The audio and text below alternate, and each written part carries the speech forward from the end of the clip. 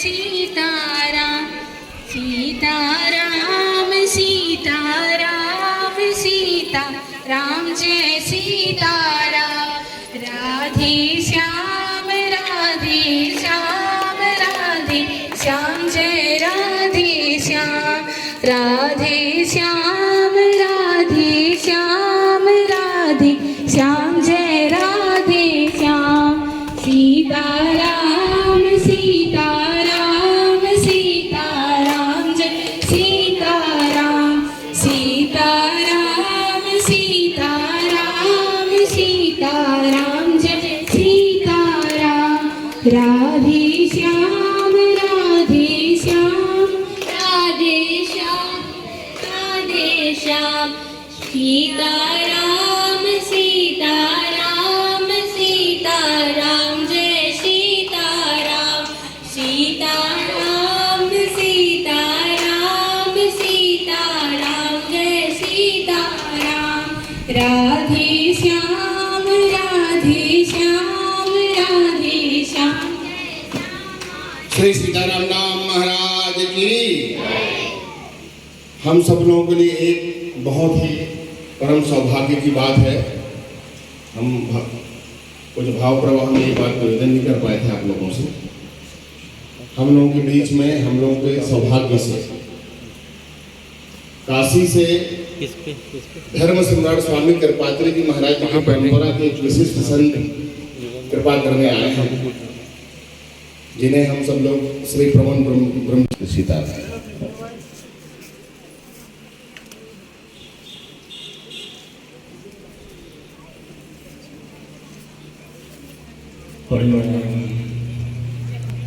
योगं योगविदां विभूतविर्भव्यासं रसुधासय प्रादुर्भूतसुधार्सक्पशमणध्यानास्पदाध्यासिनाम्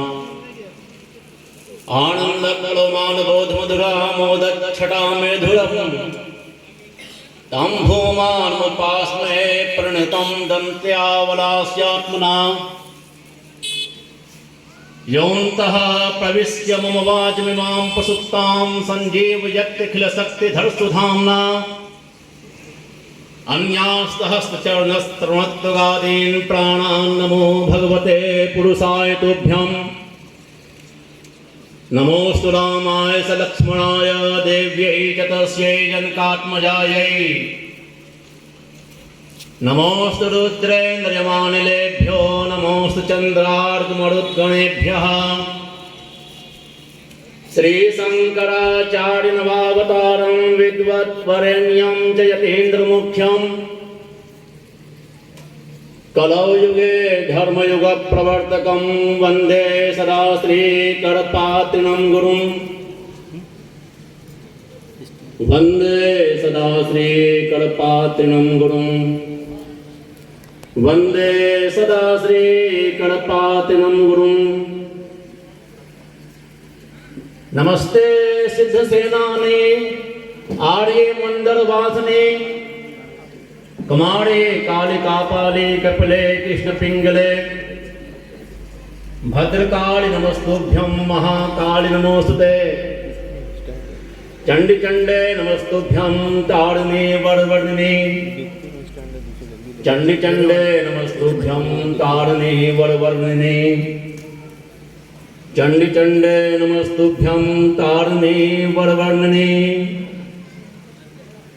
श्री राम जय राम सब लोग बोलेंगे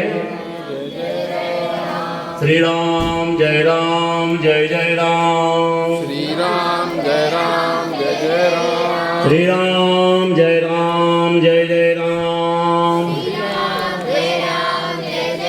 श्री राम जय राम जय राम श्री राम जय राम जय राम धर्म की अधर्म का प्राणियों में विश्व का गो माता की गो हत्या पूज्यपाल धर्म सम्राट स्वामी श्री कृपात्री जी महाराज की, पूज्यपाल गुरुदेव श्री स्वामी जी महाराज की, श्री काशी विश्वनाथ अन्नपूर्णा माता की, श्री गौरी केदारेश्वर भगवान की, श्री चिंतामणि गणेश भगवान की, श्री महाकाल भैरव भगवान की, श्री राम दरबार की, श्री गोस्वामी तुलसीदास जी महाराज की। नमः पार्वती पते हर हर महादेव।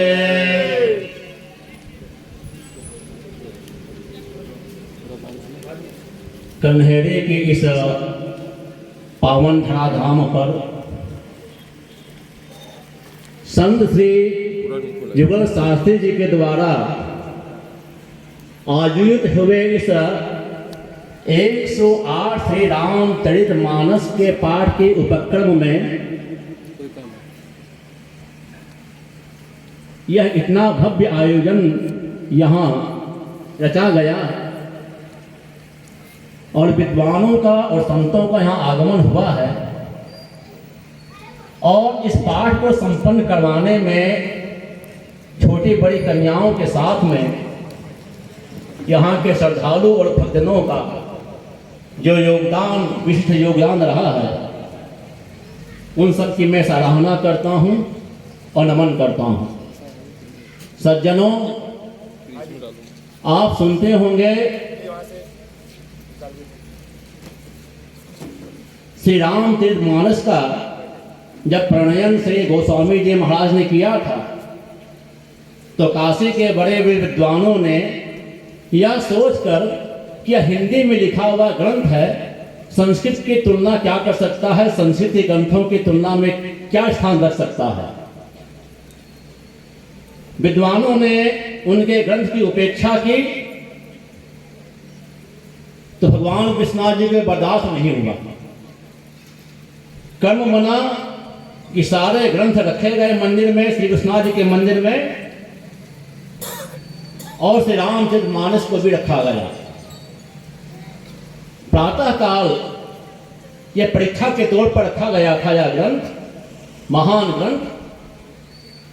प्रातः काल जब विद्वानों ने देखा भगवान श्री विश्वनाथ जी के हस्ताक्षर सत्यम शिवम सुंदरम नाम से अंकित थे।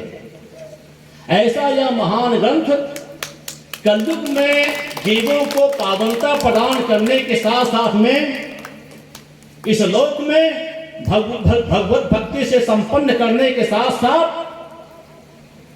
भगवत धाम तक पहुंचाने की ताकत यह ग्रंथ रखता है। और यह ग्रंथ ऐसा ग्रंथ है, गोस्वामी जी प्रतिज्ञा करते हैं कहते हुए, नाना पुराण निगमागमक सम्मतम यत्,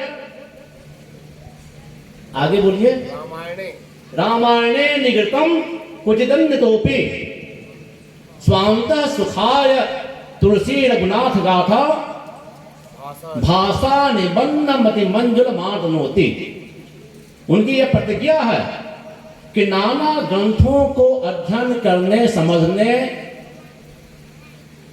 और विचार करने के पश्चात में बड़े बड़े गुरुजनों की सेवा करने के बाद उनके प्रसार से शास्त्रों के रहस्य को जानने के बाद में, इतना ही नहीं, श्री हनुमान जी महाराज की अनुपम कृपा प्राप्त करने के बाद में इस ग्रंथ का निर्माण हुआ है, प्रणयन हुआ है।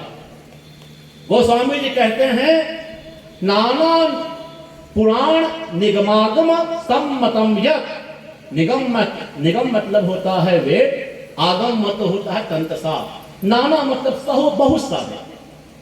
बहुत सारे वेद, पुराण, तंत्र, इन तंत्र शास्त्र, इन सब को विचार करने के बाद में यह बात आई। क्या बात आई? नाना पुराण निगमागम सम्मतम यत् रामायणे कुचिदन्यतोपि स्वान्तः सुखाय रघुनाथ तुलसी रघुनाथ गाथा। तो गोस्वामी जी ने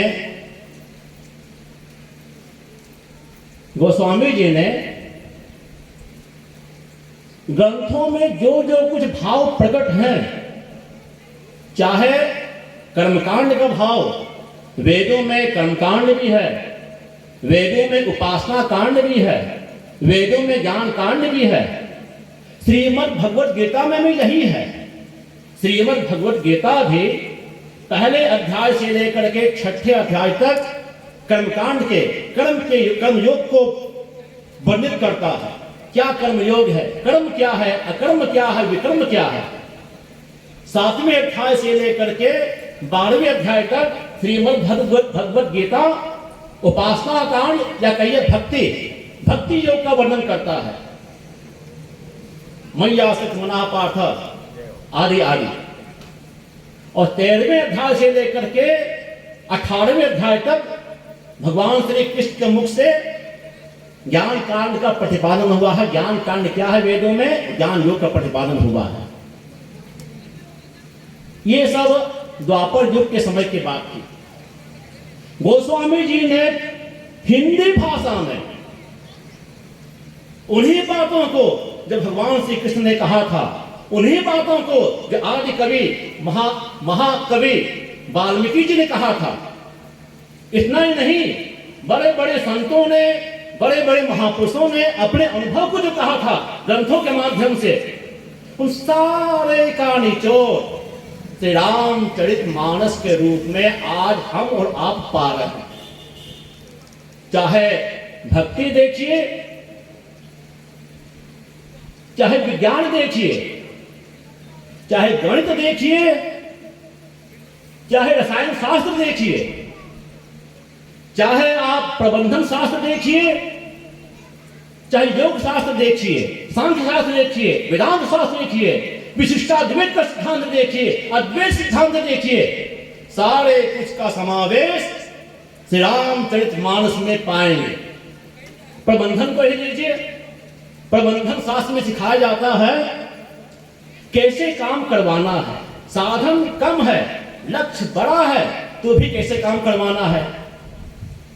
लोग आराम कल्बी होते हैं, लेकिन उन आदमियों से भी कैसे काम करवाना है, किस समय काम करवाना है ताकि सफलता मिल सके, यह प्रबंधन शास्त्र सिखाता है। उसका उद्देश्य यही रहता है। भगवान श्री राम जी ने बंदरों से, भालुओं से, बंदरों से काम करवाए, भालुओं से काम करवाए, जो 2 मिनट भी चैन से रह नहीं सकते हैं, एक उद्देश्य में लगा करके। बंदर और भालू भी इतना बड़ा सेतु बांध दिए, बिना प्रबंधन के हो सकता है। तो भगवान श्री राम जी ने जो सेतु बांधा, प्रबंधन का वो अनोखा अनुपम उदाहरण है, और उसका वर्णन गोस्वामी जी ने अपने श्री रामचरितमानस में किया है। गणित और साइंस का देखिए, गोस्वामी जी लिखते हैं, चौपाई तो याद नहीं है, भूल जाया करते हैं, लेकिन बता देता प्रसंग कहां का है। भगवान श्री राम जी प्रकट हुए, 1 महीने तक सूर्य अपने गति को रोक करके भगवान के दर्शन के लिए खड़े रहे। गति शास्त्र जो सूर्य और पृथ्वी कहते हैं, वैज्ञानिक भाषा में कहें तो पृथ्वी जो है हमेशा परिभ्रमण करती है, सूर्य का चक्कर लगाती है। सूर्य भी अपने स्थान पर भ्रमण करते रहते हैं। इसीलिए इसी क्रम में रात दिन 12 घंटे, 13 घंटे, 11 घंटे, 10 घंटे, यही तो अवधि होती है। दिनमान तो यही है, इसी पर रात्रिमान भी ही है। लेकिन भगवान के प्रकट होने के बाद में गोस्वामी जी ने लिखा है, 1 महीने तक सूर्य वहीं पर रहा और दर्शन करते रहा। तो हम कहते हैं ऐसा कौन सा गणित शास्त्र है, इस पर अनुसंधान क्यों नहीं हुआ? जब सूर्य रुक गया, ठहर गया, तो और जो योग हैं, और जो कर्म हैं, और जो रविवार आदि दिन हैं, वो सब भी तो संबित हो गए होंगे। वो भी तो भगवान के दर्शन। कौन सी गणित है कौन सा साइंस है? कोई रिसर्च इस पर नहीं हुआ। इसीलिए कहते हैं आप अगर श्री रामचरितमानस का पाठ करते हैं तो दुनिया की सारी प्रकार की विद्याओं का संकलन कहीं न कहीं आप संक्षिप्त या विस्तृत रूप में आप श्री रामचरितमानस में पा जाते हैं। और अनुसंधान करने के लिए बहुत स्थान है। आप किसी भी पंक्ति पर कीजिए। रसायन में देखिए, रसायन शास्त्र में, रसायन में है 2, 3, 4 तत्वों को घुमा करके फिरा करके जोड़ जाड़ करके एक तत्व बना लेते हैं। भगवान के पास इंद्र आए, भगवान से कहा क्या मैं सेवा करूं? सेवा करना चाहते हो? हाँ। तो हमारे लिए कपि और भालू ये सब अपने प्राणों को न्यौछावर कर दिए, लेकिन अगर तुम चाहते हो हमारी सेवा करने तो अमृत बरसाओ। कौन से घटक से अमृत बना था? कौन से घटक से अमृत बनता है? संसार में क्या कौन से तत्व हैं, कौन से परमाणु हैं? अमृत बन गया। और जिनके शरीर टुकड़े टुकड़े में बटा हुआ था, मृतक प्राय हो गए थे, मृत हो गए थे, वो घटक, वो रसायन आकाश मार्ग से भगवान श्री राघवेंद्र सरकार की सेवा में इंद्र ने बरसाया। सारे कपि भालू जीवित हो गए। रसायन शास्त्र देखिए, राजनीति देखिए, कूटनीति देखिए। भगवान श्री राम जी अयोध्या फतह पर निकले, गलत, भगवान श्री राम जी लंका फतह पर निकले।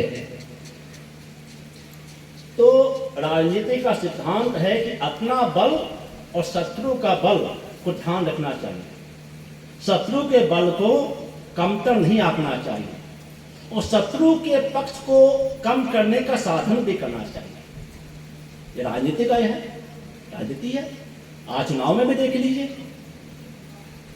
तो शत्रु इसीलिए आज पार्टी जैसे चुनाव आता है वैसे दूसरे पार्टियों को, नेताओं को बुला लेते हैं। तुमको यह पद देंगे, तुमको यह पद देंगे, राजनीति आओ, हम तुमको पद चाहिए पद देंगे, रुपये चाहिए रुपये देंगे।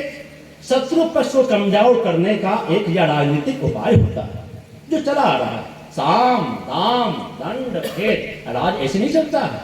ये चार, इसके अलावा भी और भी नीतियां हैं जो महीपतियों को अपनानी पड़ती है, लेकिन वो महीपति अच्छा माना जाता है जो इन नीतियों के सहारे, इन नीतियों का अवलंबन करने के बाद भी प्रजा को सुख संपन्न और राष्ट्र को मजबूत बनाता है। अपना हित को छोड़ के प्रजा के हित पर जो ध्यान देता है वो राज उत्तम माना जाता है। भगवान श्री राम जी ऐसे ही थे। राम जी के पास विभीषण आया, हमको रावण बहुत तंग कर रहा है, मार के भगाया। भगवान चाहते इसको एक अनुचर बना लेते, तुम भी रहो, तुमको भी एक पद दे देते हैं। अब पद क्यों दे? तुम पता नहीं कब आए हो, कैसे हो, किस ख्याल से आए हो, क्यों पद देवे? मन में सोच सकते थे, लेकिन नहीं। भगवान ने देखा कि शत्रु पक्ष का ये एक बहुत बड़ा स्तंभ रहा है सहारा देने के लिए, लेकिन अब वो शत्रु पक्ष से उसका मन टूटा हुआ है, हम इसको अपना लेंगे। आते भगवान ने लंकेश शब्द से संबोधित किया, आओ लंकेश। कितनी बड़ी राजनीति है। लंकेश उसने सुना तो समझे मुझको कुछ नहीं चाहिए, कुछ नहीं चाहिए। लेकिन जब रावण को मारने के लिए बहुत सारे बाण भी जाते थे, रावण के सिर काटते थे, किसी को यह रहस्य मालूम नहीं था कि रावण का शरीर पुनः, रावण के सिर पुनः क्यों उग जाता है। वो तो बनाए गए जो अपने शत्रु पक्ष के आदमी खींच कर लाए गए, बनाए खींच कर जो आया बनाए गए, उसी के पास यह रहस्य था। भगवान ने उसका उपयोग किया और क्या हुआ? विभीषण ने कहा इसके पेट में अमृत है, इस पर अनुसंधान नहीं करेंगे तो इसको मारना नहीं हो पाएगा, पुनः से कुत्ते चले जाएंगे, बाण चलाते रहिए। भगवान ने यह राजनीति भी सिखाई। श्री गोस्वामी जी ने इसको स्पष्टतया इस शब्दों में कहा। गोस्वामी जी कूटनीति का देखिए, कूटनीति भी देख लीजिए। सारे शास्त्रों का समागम श्री रामचरित मानस में कैसे है, कहीं कहीं धर्म आपको मिलेगा ही मिलेगा, और मिलेगा ही मिलेगा। कूटनीति में देख लीजिए, रावण के पास अंगद गया, तो अंगद ने कहा, रावण तुमको तो हम समझा रहे हैं, बाले का मैं पुत्र हूं, तुमको समझा रहे, मान जाओ, सीता जी को आगे कर दो और दांतों में तिनका दबा लो और राम जी के शरणागत हो जाओ, और तुमको जो है भगवान राम जी माफ कर देंगे, बहुत दयालु हैं, तुम्हारे अपराध को क्षमा कर देंगे। रावण ने कहा, बहुत बकबक करता तुम बंदर, तुम्हारे बकबक करने की बड़ी आदत है, और तुम्हारे जैसे भी यहाँ तो खाने वाले बहुत लोग हैं। हाँ, एक बंदर था, एक बंदर, वो सही में बलवान था। यह रावण ने कहा हनुमान जी को याद करके, एक बंदर आया था, वो सही में बलवान था, बाकी तो तुम उसको खाने वाले यहाँ पर लंका में बहुत लोग हैं तुम्हारे जैसे। तो देखिए कूटनीतिक वचनों को कैसे बोलते हैं अंगद जी। वो बंदर जो आया था वो तो सबसे छोटा बंदर था। वो जो आए थे, वो तुम जिसको बहुत बड़ा मना रहे हो, वो तो हमारी सेना में बहुत छोटा सा बंदर है, सुग्रीव का अनुचर है। देखिए यह है कूटनीति। अच्छा, फिर क्या करते हैं, फिर क्या करते हैं, कूटनीति हो गई, फिर क्या हुआ, अब भगवान पुनः जो है, देखिए फिर पुनः क्या होगा, अब इसका देखिए, दूसरा देखिए, कुछ बात आएगी ख्याल में, फिर बोलूंगा, भूलता हो जाता हूं, हमें आप जानते हैं, हमारे मित्र हैं, हमें जानते हैं, मैं बातों में भूलता हूँ ना, भूलना क्यों होता है पता नहीं, लेकिन होता है। इसीलिए स्मृति जो है, इसीलिए मुझको सोचना पड़ता है, इसीलिए प्रवचन आदि में करने में थोड़ा समय से हो जाता भी नहीं, क्योंकि बीच बीच में प्रसंग भी भूल जाता हूँ, क्षमा कीजिएगा बीच में। तो अंगद ने कहा, अच्छा वो तो सबसे छोटा था, उसी को तुम भला मान लिए,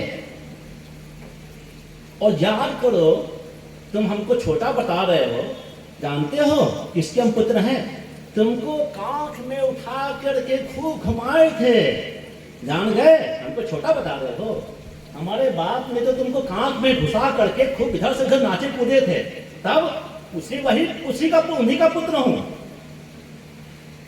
और रावण कहा, हो सभा में हमें बेइज्जती कर दिया, ये तो बड़ा बेइज्जती कर दिया। अब रावण कूटनीति क्या करता,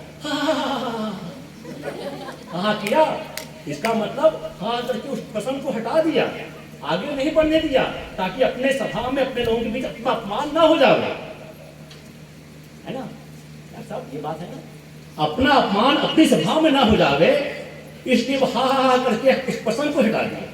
यह है कूटनीति। कूटनीति में अपने पक्ष को कमजोर होने पर भी बड़ा दिखाया जाता है, शत्रु पक्ष को डराने के लिए करना पड़ता है, इसको कहते हैं मनोबल, इसको कहते हैं कूटनीति बल, तो करना पड़ता है। गोस्वामी तुलसीदास जी की श्री रामचरित मानस में कूटनीति भी है, राजनीति कैसे की जाती है, और अद्वैतवाद भी है। क्या, जस सत्वाद मुसे उठात सकलम रज्जो यथा है सब में रज्जु में सर्प की प्रतीति,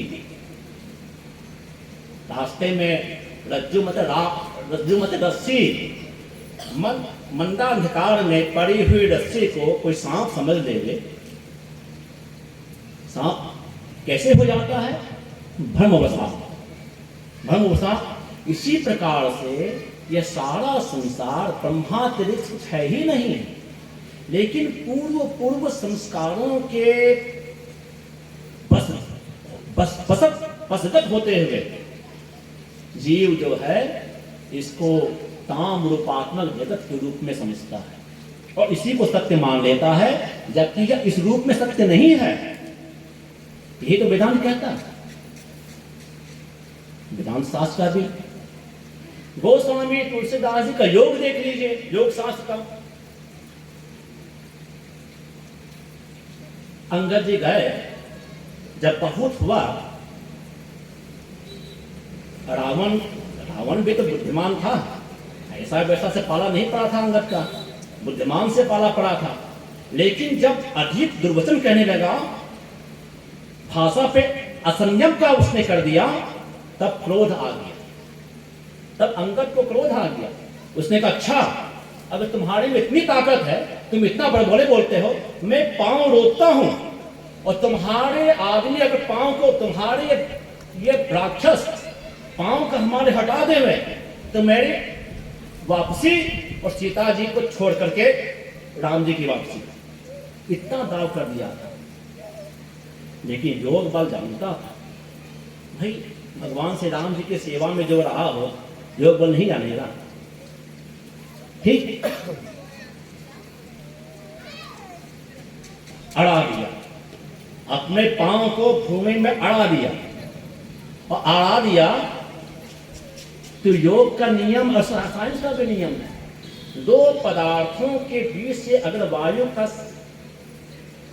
हटा दिया जाए तो दोनों का इतना जोर रहता है कि उस खींचने में 7-7 घोड़े तो लग जाते हैं, 2 डब्बे खींचने में। आप लोग पढ़ेंगे, मैट्रिक में पढ़े होंगे। योग का प्रयोग करके अंगद जी ने अपने पांव को पृथ्वी पर लगाया और योग के बल से इतना मजबूत पृथ्वी को, और उसको अलग करना अब नहीं बन सकता था। बड़े बहन महाफट उठे, महाफट रावण के दरबार में। तो एक एक महाफट जो कितना कितना बल लगते थे दुनिया को आतंकित करने में, इतना इतना उनका सामर्थ्य था। लेकिन अंगद जी के पांव को टच से मस्त, यह योग का बल है। योग के बल के द्वारा, योग के बल के द्वारा, योग के बल के द्वारा ऋषि मुनि त्रिकालज्ञ हो जाते हैं। आज भी वो विधाएं हैं, लेकिन योग में श्रद्धा हो तब तो, योग में नियमितता हो तब तो, योग की जो साधनाओं का क्रम है उसको अपनावे तब तो। इसका भी वर्णन गोस्वामी जी के श्री रामचरितमानस में है।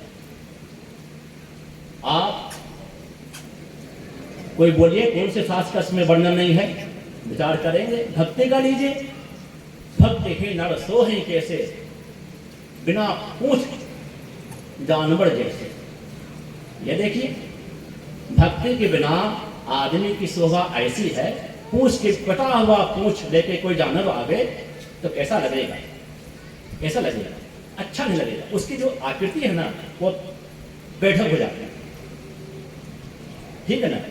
तो इसी प्रकार से भक्ति का वर्णन, ज्ञान का वर्णन, कर्मकांड का, कर्म का,